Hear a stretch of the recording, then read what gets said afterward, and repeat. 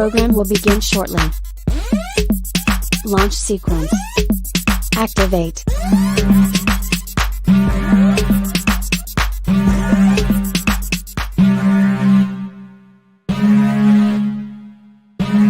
Warning, the following content is not politically correct.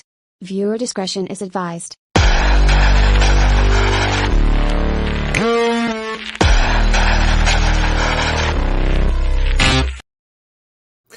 Welcome back to the channel today, everyone. I am your host, Sara Higdon. This is Transform to Freedom.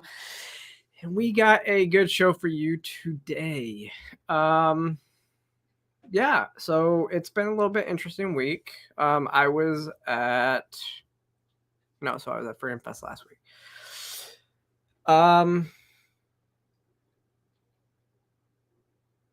Yeah, so there's a lot that's been going on this week, and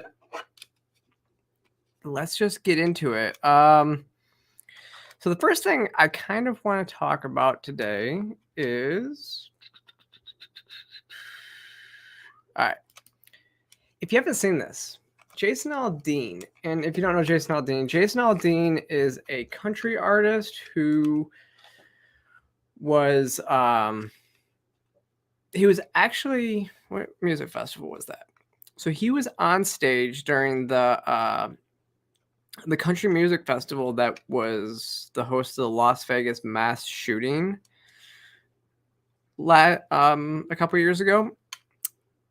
And he came out with a song. And honestly, the song is like the ultimate, like, fuck around and find out song. Because if you haven't heard it, it's called Try That in a Small Town. And I wish I could play the music video, because basically the lyrics of it go through and say, actually, I think I have some of the lyrics here. Let me see. I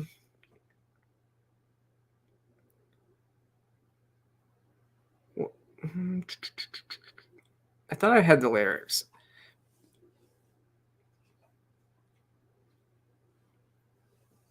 I think my other thing had it. So basically, it's talking about, rioting, spitting in the face of cops, all that stuff. And it's a very small, it's going after the Antifa and BLM riots of 2020, and basically saying, like, if you try that in a small town, like, you're gonna find out, like, what happens. It's if you come for my guns, you're gonna find out what happens. Like I said, F around and find out. This got so much hate over the last week. Like, I can't believe, like, how much hate that's been going on around this. But, and to Jason Aldean's credit, like, he didn't stand down. He didn't fold under the controversy. He stepped up, and he doubled down on it. So good for him. He didn't bow to the woke mob. But again, this is Outlaw Country. Like, if you don't know that there is a genre of country music that is called Outlaw Country, and it's kind of this, in your face style music that Jason Aldean is kind of, he's playing. And so one of the people that came after him was this really far left, activist, who she basically, they were calling him racist, and all this advocating for lynching. She called it a violent song because he advocated, don't try that in a small town, recommends you don't try that in a small town, because there is a different value system there. Things just don't go by, like the stuff that we're seeing happening in cities. Like, I was writing an article yesterday on Philadelphia, like one instance that happened in Philadelphia yesterday. When I dove into this story, I went to Google and I started to search more to see what was going on with this story. 4 or 5 other articles. I couldn't find another article about that specific story, but there was like 4 or 5 other articles about Philadelphia, somebody being shot in Philadelphia, within the last 3 days. And so, like, you see what's going on in these cities, and I think his statement is true. So, but what happened? CMT decided that they were going to pull it because it was controversial. Now, remember, this is the same CMT that pulled Garth Brooks' "We Shall Be Free" in the early '90s for expressing, different political views than what was quote. It was considered. I mean, "We Shall Be Free" showed like the Berlin Wall falling. It showed a lot of different stuff, and it's a great song, but it would have been considered more progressive at the time, but it was considered and deemed to be, controversial. So they ended up pulling that back then. And so now they play all sorts of different stuff, but they pulled this song. And like I said, Jason Aldean, he stood up to it. So here's what he actually told his audience on Friday, the first time that he spoke since CMT canceled the song. So I love our country. I want to see it restored to what it once was before all this bullshit started happening to us.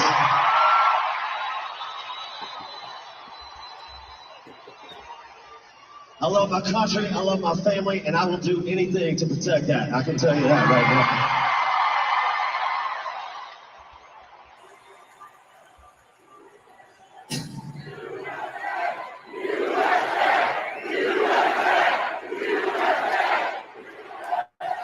And here's what I want to say.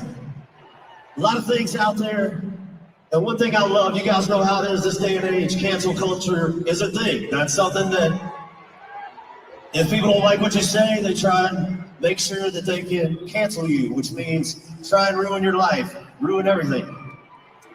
One thing I saw this week was a bunch of country music fans that could see through a lot of the bullshit, all right?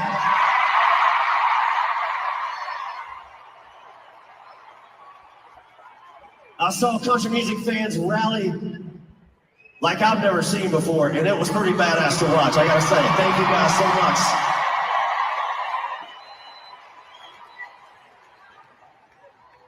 So I have people asking me, man, everything's going on with this song. Do you think you're gonna play it tonight? Do you think you're not gonna play it?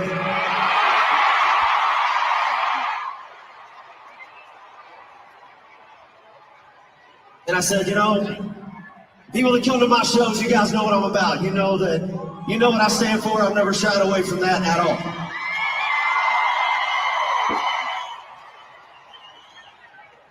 And I know a lot of you guys grew up like I did. You kind of have the same values, the same principles that I have, which is we want to take our kids to a movie and not worry about some asshole coming in there shooting up the theater, right?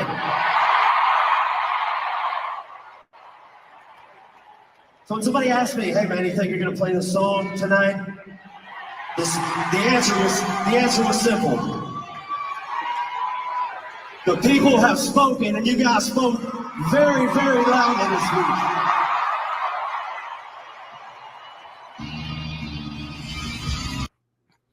So yeah, so that's what he said. I mean, it's right on. When you look at what cancel culture is doing to the country, people just come after you. They want to ruin your lives. It doesn't matter, whether their claims have merit or not. I mean, I don't think there's a day that goes by on Twitter that people aren't, posting to my boss to get me fired simply because I'm trans and I'm open about it and I speak about it. But because of that, they are trying to get me fired and don't think that I should basically be able to have a job. Even though they would typically be on my side if I wasn't, trans. It's crazy. But so the lyrics of this song, I just looked it up real quick. Lyrics of the song say, sucker punch somebody on the sidewalk, carjack an old lady at a red light, pull a gun on the owner of a liquor store. Y'all think that's cool? Well, act a fool if you like. Cuss out a cop, spit in his face. And like, while this is playing in the video, it's showing like the Antifa riots and everything like that. Stomp on the flag and light it up. Yeah, you think you're tough. We'll try that in a small town. See how far you make it down the road. Around here, we take care of our own. You cross that line, it won't take long for you to find out. I'd recommend you don't try that in a small town. And then it goes into some anti like gun grabber government stuff. Like, they say one day they're going to round up the guns and, well, it may fly in the city, but, good luck in a small town. It really is. Yeah, it really is, no F's left to give. I agree. That's right. But it was crazy that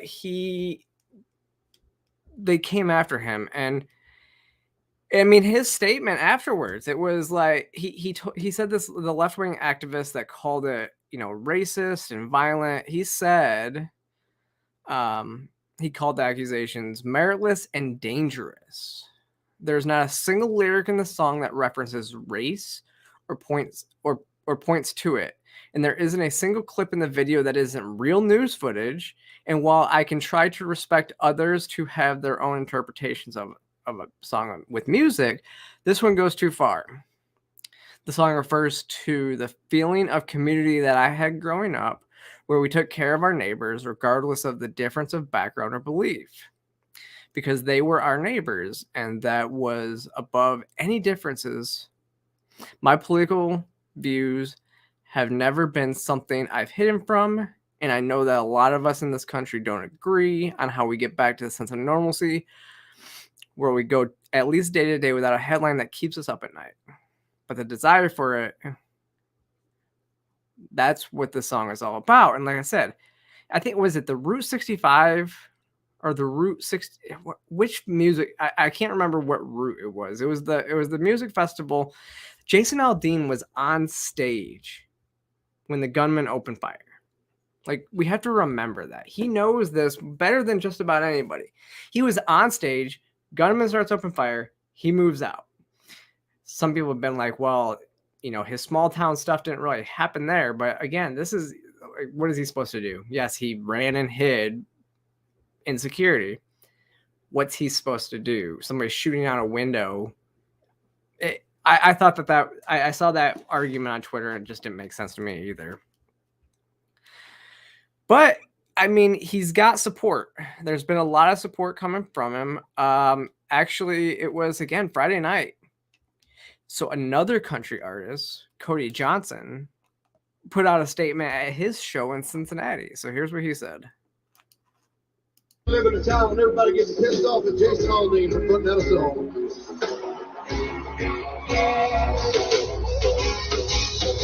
If you're videoing this, Jason Aldean, if you're seeing this video, you keep it up, brother. You do you, brother.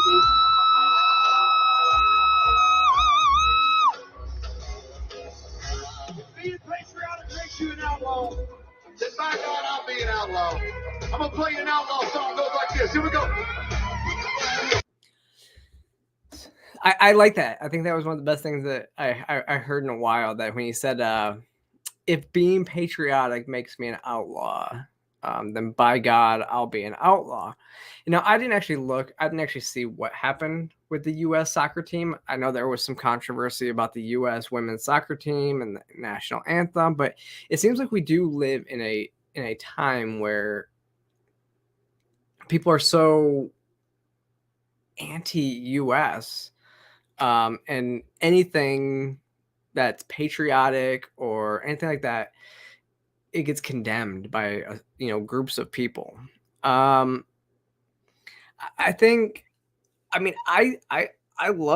actually really like the song.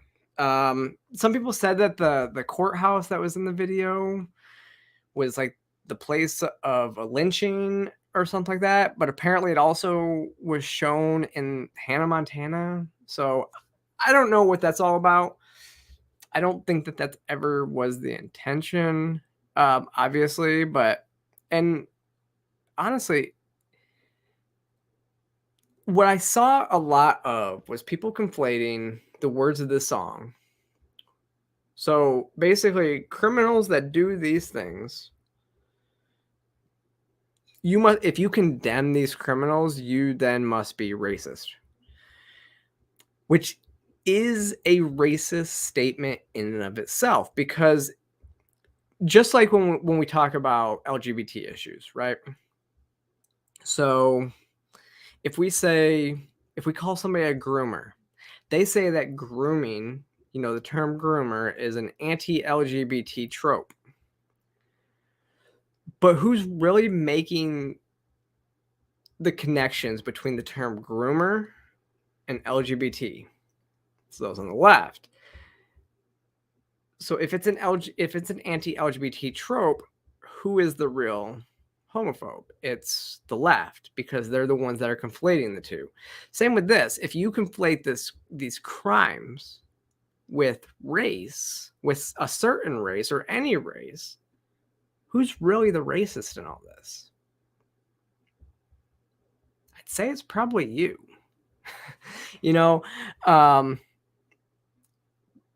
It just doesn't make a lot of sense at this point.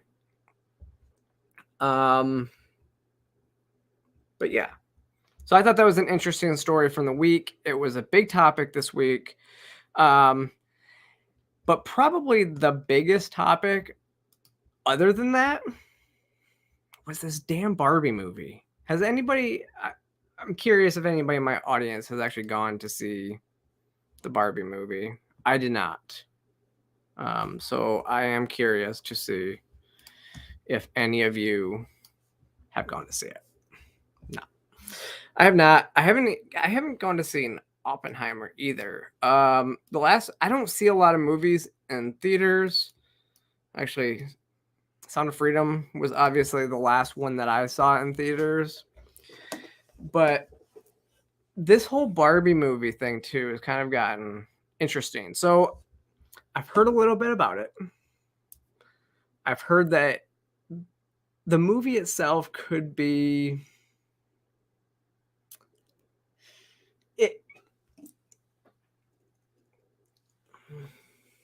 okay, so yeah, so it's interesting because I'll just actually, so what at the end of this story that I wrote on this, I pulled up what Lauren Chen from The Blaze actually said. And if you know, Lauren's been on the show. I did an interview with Lauren, one of my first guests a couple years ago.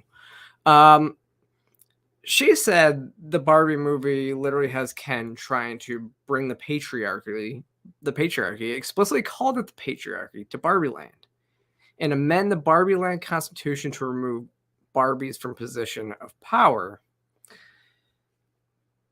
That seems incredibly woke. Libby, so you guys know Libby, she was on here a couple weeks ago. She wrote a whole op-ed, like how she used to love Barbies.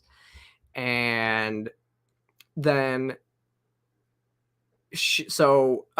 like to her mother's demise, but she loved them and her mother indulged her, and she went and saw the movie as anti-mother, basically promoting like the feminist values of you have to work and do all this, but it also saw Barbie being, alone in the end and all the stuff. So like I said, I didn't see it, but I'm just kind of very, very, summarizing what Libby said. And honestly, I would recommend going to humanevents.com, and I think it's the top thing on Human Events right now, and reading Libby's piece, because it was pretty interesting. But I've seen multiple people on the right, especially, like, it's been kind of back and forth, right? So what I would say, and I've actually had people say they didn't know whether it was supposed to be, mocking wokeness, or promoting it. Like, it was so, it was kind of like how we don't know what is a parody these days. Like, that's what this movie was. But as you see, I have pulled up my, Michigan Governor Whitmer, Gretchen Whitmer. If you know, I grew up in Michigan. I graduated from Central Michigan. Most of my family still lives in Michigan. I know a little bit about what's going on in Michigan, but this woman decided to have a photo shoot. And okay, the photo shoot, I'm not going to knock it too much. It was a good idea. Honestly, as a content creator, this is actually pretty good. But everything, like all the captions, everything with just who she is, it's cringe. It's very cringe. Okay.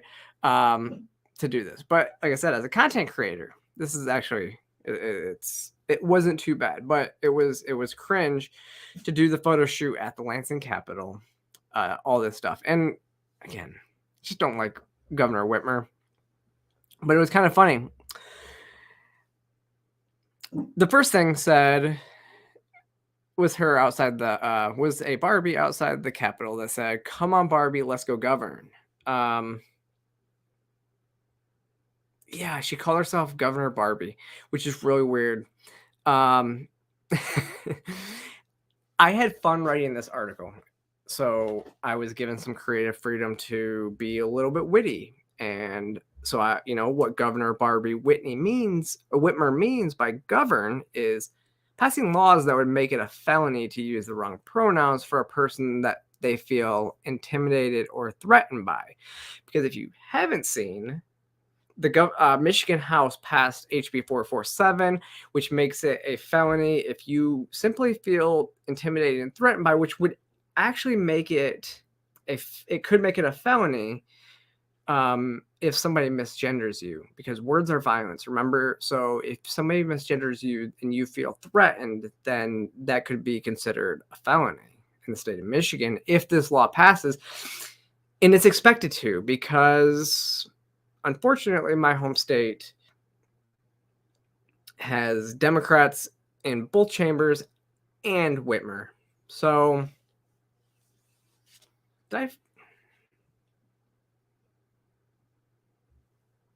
don't tell me I froze again this week.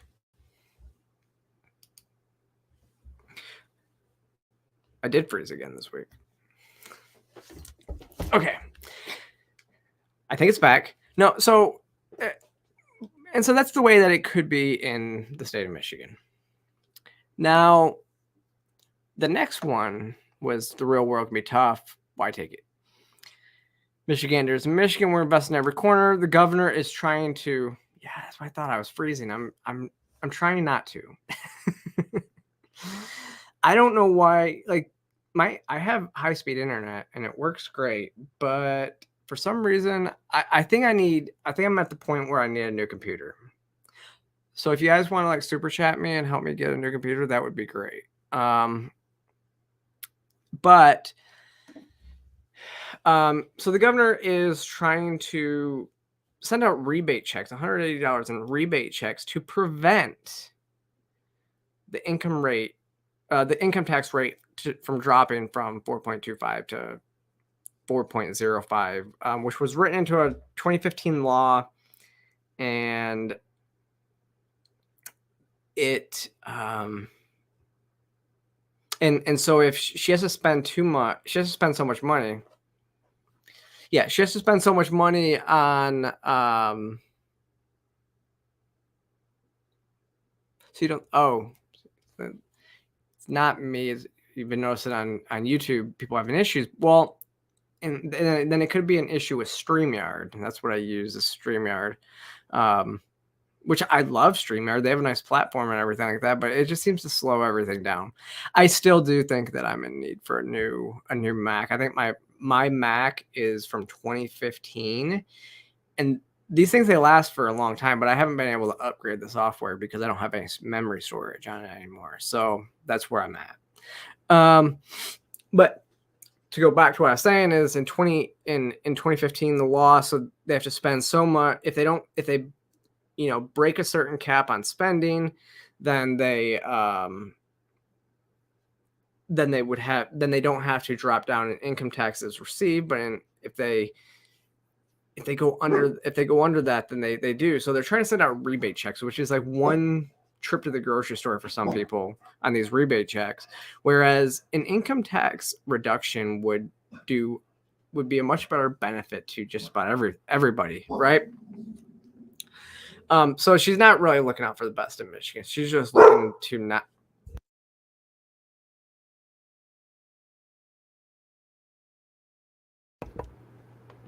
Yes, that's my dog. And of course she's barking in the stream. She wants to be heard. It is 2023, so she has a right to be heard, but we're trying to stream here. So that's what it is.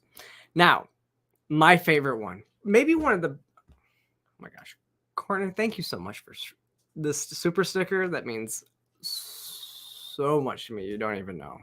Thank you. One of the best things one of my favorite things I've ever written was this next line in here where, so Governor Whitmer said, when I first ran for governor, someone said to me, just promise me you'll show up as you are. Don't dim yourself because what other people think you are. I carried that message through with me, ups and downs. And then she said, together we work to create spaces and structures that empower women to show up as they are and allow them to lead from the front. And so I wrote, being the champion of women that Whitmer often has, that she is. Whitmer has often taken the time to use the language that empowers all adult human females.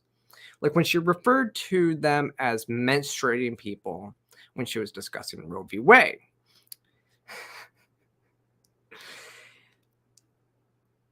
Here's the thing. It's always interesting when you see some of these leftists use the term women in certain situations when they can't even define the word. So when she has often referred to, women as menstruating people, I think she even said one time people that got a period, all these degrading language. I don't think she really has a right to say that she's building up people, women. She doesn't know how to even define it. It is interesting because, I could have wrote 1,000 more, 2,000 more words on this because there were 7 posts, and I would have gone through every single post if I had the time to go through every single post. I mean, during COVID, she was locking everything down. Yeah. Menstruating people is probably the least favorable term. But during COVID, she locked down that state. It was interesting because I didn't go there when everything was completely locked down. But she was one of the governors that was caught like fleeing to Florida when Florida was open and she locked her state down. She was going to enjoy the openness of Florida while her state was locked down. When I got up there, though, it was, I think it was around 4th of July timeframe. And I will tell you, like when Michigan opened, they opened. Like I remember Georgia was the first state that actually opened that, like South Dakota never closed down. But Georgia was like the first state that closed down for like less than a month, and we opened. We opened before Florida. Most people don't want to recognize that, but we did. And so when we opened back up, the businesses were kind of doing their thing. They were still kind of, at least in my area, there was a lot of business that were requiring masks and social distancing and all this stuff. Gosh, when I went up to Florida, or when I went up to Michigan, everything was open. I literally took a yoga class when I was up in Michigan, and I was within arm's distance of the people on both sides of me. It was great, you know. Yeah, I think this might be the worst one that came out. What, this week? Last week is the term bonus hole. Like, where do they come up with these things? I swear that half these people are like controlled opposition, and I just don't know. Like, where do they come up with these things? I don't know.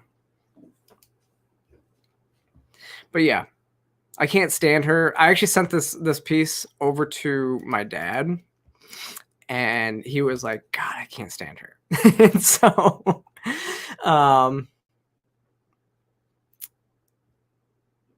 yes, BlackRock. Okay, so yeah, this is, like I said, go here. You can read Libby's article about the piece, because it was really good. And if you haven't read Libby's stuff, am I frozen again? God. No, this is my internet. I'm not getting a good connection. But if you've never really read like Libby's stuff, go read it. She's a fantastic writer and fantastic storyteller. Even like this article, she brought everything together. It was she's a fantastic article, but that's also why she's my editor-in-chief. That's why she's the editor-in-chief of 2 publications. So she's just fantastic, and she loves writing. So I swear, I'm not just saying that to get a raise. No, I'm joking. Let me see. She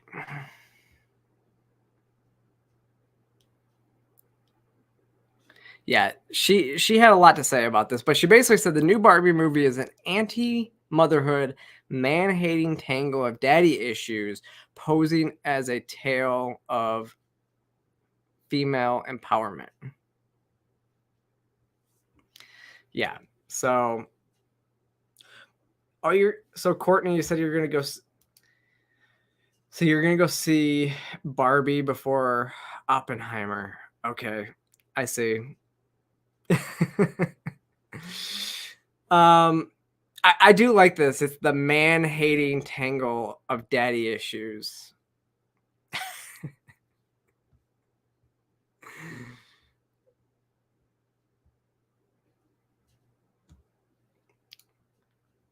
So Chelsea says, I very much disagree with a lot of the sides on the anti-motherhood thing. It's starting to annoy me. I'm child-free by choice, but in zero way anti-mother. No, I get that. Actually, there's been some stuff on Twitter that has been kind of annoying when it comes to this, because like I've seen people saying that there's no reason to get married other than if you don't want kids, which doesn't make sense at all to me. I have quite a few friends who don't want kids, and that's fine.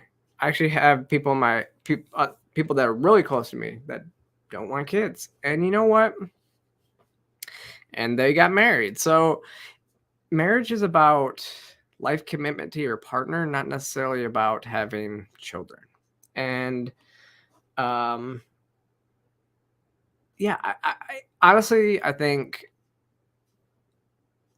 the whole thing, so what I don't like is people assume that when you don't have children, it's because of choice, which usually turns out to be some very awkward conversations between, some mothers, some people who, when they're, telling everybody that they have to have kids, once they've had kids, and they realize that a lot of people have issues conceiving. That's, and they don't know who around them they're actually hurting when they promote these values, because there's a lot of people with fertility issues. And so they have to, but nobody, like, this is what is annoying me about culture, especially, is it's like people are so judgmental on the internet. That's why I say the internet's not real, but people are super judgmental about the way that other people live their lives. Like saying that you shouldn't get married if you don't want to have kids. What does somebody else getting married and not wanting kids, what does it affect you at all? It doesn't. It absolutely doesn't. I think that's the big issue that we see is people want to tell other people how to live in this society. But that's just me. And so, and actually, Courtney, so I saw you say something about BlackRock earlier, right? Yeah. I do have a special episode. I'm filming probably tomorrow for a Thursday release on a special video, trying to get back to my content creation videos that I've been doing, right? But so it'll probably be for a Thursday release, maybe late Wednesday release, but it's about BlackRock and the Sound of Freedom. So it's an interesting connection that we're making, and it's basically talking about why, the mainstream media hates the Sound of Freedom movie. And I don't really get too deep. I don't think I'm going to get too deep into the, the conspiracy, like where they would be so against. And I'm also probably going to release it on Twitter because I'm going to try this thing where I can release a video from StreamYard onto Twitter and stream it on Twitter, which that'll be great. So, yeah,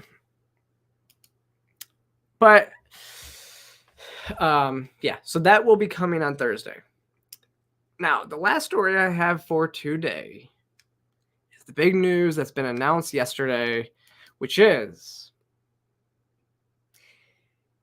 Elon Musk is now in the steps to make Twitter called X.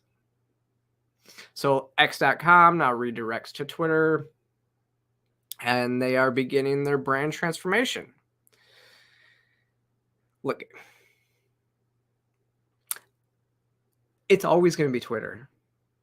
Like, where I grew up, we had a music venue that was always called something else. And then, one of the local big businesses bought the naming rights to the venue. They bought the naming rights to this venue like early 2000s. We still, to this day, call it the original name. This is what's going to happen with Twitter. Like, it's always going to be Twitter. Like, nobody's going to start just, up and start saying X. It's always going to be Twitter. So, but I do have to question, like, what is going to be the terms? Because, again, being a news writer, I'm going to have to get used to writing X instead of Twitter. But some people have brought up some good points. Like, instead of a tweet, what do I call it? Again, now as a writer, what do I call it? Like, I will still call it a tweet and a quote tweet personally. But when I'm writing, I have to be the most accurate I can be. I have to be factual. And so what is a tweet? I don't think we've actually come to this conclusion yet. I think it's interesting because, yeah, Elon is wanting to, they've started there's videos now that are taking the logo off of the building. You can see Elon's tweet. Elon's thing is now just X. Like, everything on Twitter is now becoming X. But it's interesting. I think that there is this whole rebranding thing where I saw that he wants to make it like he wants to make it the everything app. I mean, we're streaming on the app right now. So, it's the writing app, which that's where it was founded. I think it's, great for videos. It's great for short reels. He started, issuing ad payments to creators. Like, it makes sense. And honestly, if he really brings back like the Periscope technology that he owns, it could be something huge. Like I said, I'm going to and actually it's taken over for like Patreon, right? You can have people subscribe to your Twitter and like Patreon and get exclusive content. Like that's what you can do. So it really is interesting. Because now I am still waiting. Elon Musk needs to know, like, I am still waiting for my subscriptions to be approved. It's been like months. Like, I have stuff I want to put on for exclusive content. Like, I'm breaking this deadlift record or this squat record. I have videos tracking my progress, and I want to put these videos behind the paywall for subscribers only. So you can track my full progress. But I can't because I'm not approved for it yet. I noted that. So then you have the ad revenue stuff. Like, anybody who is eligible, if you're paying for Twitter Blue and you get 15 million views in the last 3 months, you're eligible basically. And honestly, God,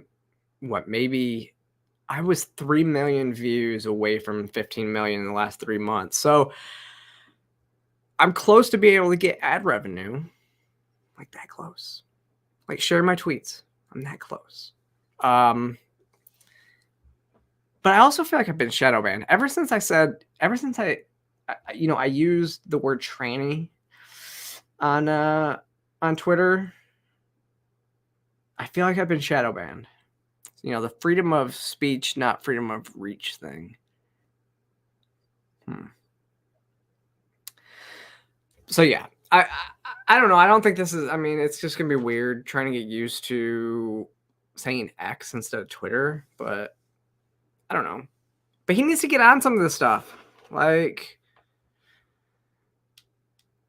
I should be eligible for a lot of it. And if you saw the title on my main thumbnail, so I thought it was hilarious because it was Lou Perez that kind of came up with that. Like, Elon Musk turns Twitter non-binary.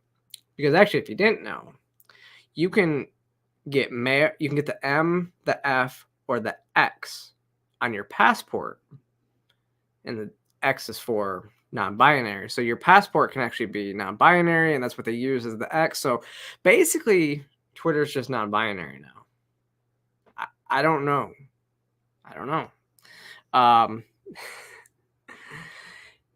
It's interesting stuff, though. Let me see. Yep, he said, as soon as we bid adieu to the Twitter brand and gradually all the birds. Like I said, they've just been like moving everything out. Everything's been changing. Yeah, so I don't know. This, Courtney, you said like the bird over here, that's now an X. Like, I don't know. I think that I still have to just like, I have to upgrade my app probably on my phone because everything's still like birds and Twitter and everything. I'm sure it'll change soon, but as of right now, everything on my phone is still the way it was. And it's okay. But honestly, folks, I don't have anything else today. Like I said, I have another video that I'm going to be putting out probably on Thursday. about the Sound of Freedom and why they are actually suppressing it. It's deep, and it has to do, and actually it was Ashley Sinclair who kind of tied in the biggest pieces. I was going to film this video last week, actually, yeah, when I was at Freedom Fest a couple weeks ago, because it was like that was when everything was kind of happening. I just couldn't tie those last pieces together, like why they were doing the things the way that they were. And so it's not going to dive too deep, but like I said, I'm going to post it on Twitter. I will probably also, I'm going to post it on Rumble, because I've also seen that some other people, when they made any content about Sound of Freedom on Twitter, those videos have been removed. And so I don't want to get too conspiratorial with it, though, because Twitter will, or YouTube may restrict it. And it's not really about human trafficking in and of itself. I don't necessarily think that, anybody who's going after it really wants to defend human trafficking. But that's where we're at with it right now. So that's what I have there. I want to thank everybody for joining this week, and make sure you go subscribe to me across all social media platforms, and I will see you next time. Actually, so I'm going to have I will probably have a special guest. I'm going to have some special guests here coming up pretty soon too. I'm just getting confirmations on that. So one will probably be a special interview in a couple weeks, and possibly some more guests on this show. But nothing is confirmed as of dates yet. So I'll let you guys know what happens there. And like I said, subscribe, comment, and I will see you next time.